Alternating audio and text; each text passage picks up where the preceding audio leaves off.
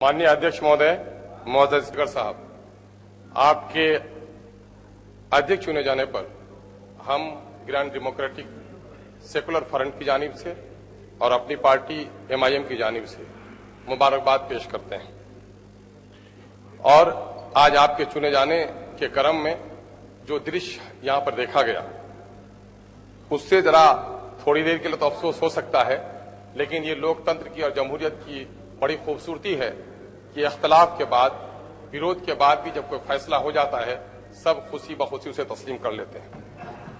हमें आपसे विरोध नहीं, आपके पार्टी और NDA, बीजेपी और NDA के जो नजरियात रहे हैं, उससे विरोध जरूर रहा है, लेकिन आप जिस कुर्सी पर बैठे हैं उस पर हम आपको मुबारकबाद देते हैं। आपके विरोध में हम खड़े जरूर थे और गठबंधन का हिस्सा न होने के बावजूद भी हम गठबंधन की हमायत में खड़े थे।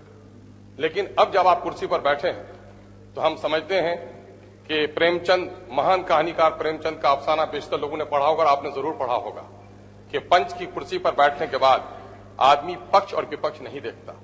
आप सदन के संरक्षक हैं, हम सबों के गार्जियन हैं, कस्टोडियन ऑफ द हाउस हैं। हम ही नहीं, पूरा सदन आपसे ये उम्मीद रखता है कि दो तीन बातें कही जाती हैं, पक्षधर, निष्पक्ष और सत्य के पक्षधर।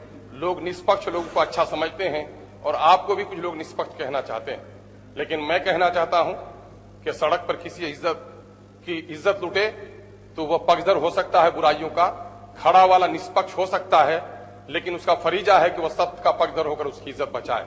मैं आपको निष्पक्ष नहीं बल्कि सत्य का पक्षधर देखना चाहता हूं कि जिस कुर्सी पर आप बैठे हैं, बिहार की जनता आपसे आशा करती है कि सरकार अगर भटक जाए तो उसको लगाम लगाना आपको काम होगा। बिहार की बड़ी समस्याएं हैं, वक्त आएगा तो बात करूंगा। फिलहाल मैं आपको मुबारकबाद देते हुए, मैं जिस सीमांचल से आता हूं वो सीमांचल बाढ़, बेरोजगारी, अनपढ़ और बेरोजगारी की समस्याओं से ग्रस्त है। हमारी आप पुरजोर वकालत करेंगे और बिहार में इस वक्त धार्मिक तनाव का जो बिगाड़, अपने अध्यक्ष मत बनिए, अध्यक्ष जी हैं, अरे बड़े अच्छे अध्यक्ष बनाए हैं आपने, उसका आदर कीजिए।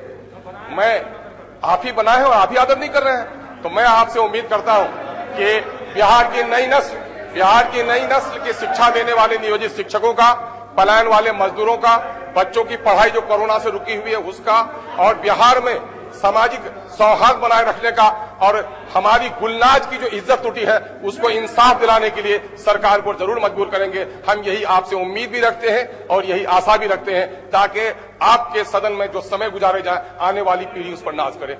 माननीय अध्यक्ष महोदय, महोदय स्पीकर साहब, आपके अध्यक्ष चुने जाने पर हम ग्रांड डेमोक्रेटिक सेकुलर फ्रंट की जानिब से और अपनी पार्टी MIM की जानिब से मुबारकबाद पेश करते हैं। और आज आपके चुने जाने के क्रम में जो दृश्य यहां पर देखा गया, उससे जरा थोड़ी देर के लिए तो अफसोस हो सकता है, लेकिन ये लोकतंत्र की और जमहूरियत की बड़ी खूबसूरती है कि इख्तलाफ के बाद, विरोध के बाद भी जब कोई फैसला हो जाता है, सब खुशी बखुशी उसे तस्लीम कर लेते हैं।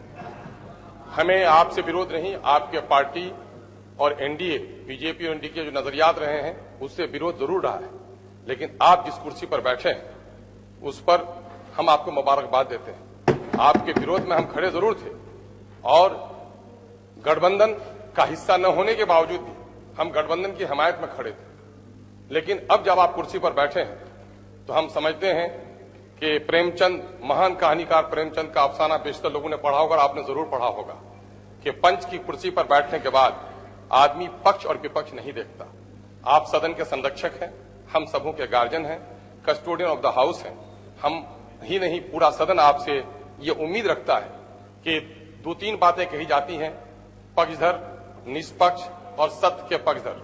लोग निष्पक्ष लोगों को अच्छा समझते हैं और आपको भी कुछ लोग निष्पक्ष कहना चाहते हैं, लेकिन मैं कहना चाहता हूं कि सड़क पर किसी इज्जत लुटे तो वह पक्षधर हो सकता है बुराइयों का, खड़ा वाला निष्पक्ष हो सकता है, लेकिन उसका फरीजा है कि वह सत्य का पक्षधर होकर उसकी इज्जत बचाए। मैं आपको निष्पक्ष नहीं बल्कि सत्य का पक्षधर देखना चाहता हूं कि जिस कुर्सी पर आप बैठे हैं, बिहार की जनता आपसे आशा करती है कि सरकार अगर भटक जाए तो उसको लगाम लगाना आपको काम होगा। बिहार की बड़ी समस्याएं हैं, वक्त आएगा तो बात करूंगा।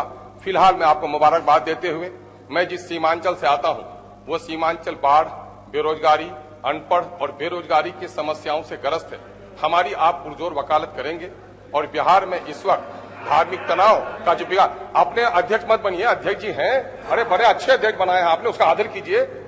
मैं आप ही बनाए हैं और आप ही आदर नहीं कर रहे हैं। तो मैं आपसे उम्मीद करता हूं कि बिहार की नई नस्ल की शिक्षा देने वाले नियोजित शिक्षकों का, पलायन वाले मजदूरों का, बच्चों की पढ़ाई जो कोरोना से रुकी हुई है उसका, और बिहार में सामाजिक सौहार्द बनाए रखने का, और हमारी गुलनाज की जो इज्जत टूटी है उसको इंसाफ दिलाने के लिए सरकार को जरूर मजबूर करेंगे। हम यही आपसे उम्मीद भी रखते हैं और यही आशा भी रखते हैं, ताकि आपके सदन में जो समय गुजारे जाए आने वाली पीढ़ी उस पर नाज करे।